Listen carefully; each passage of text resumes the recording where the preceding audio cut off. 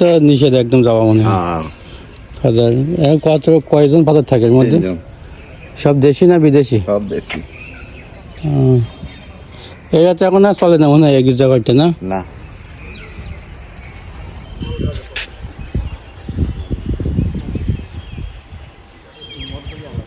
সাধু নিকোলাসের গির্জা।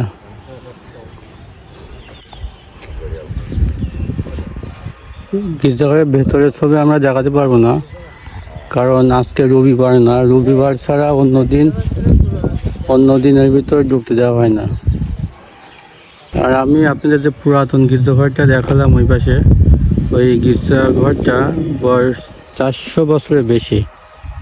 400 বছরের পুরাতন গির্জাঘর এই গাজীপুরে। আর এটা নতুন গির্জাঘর।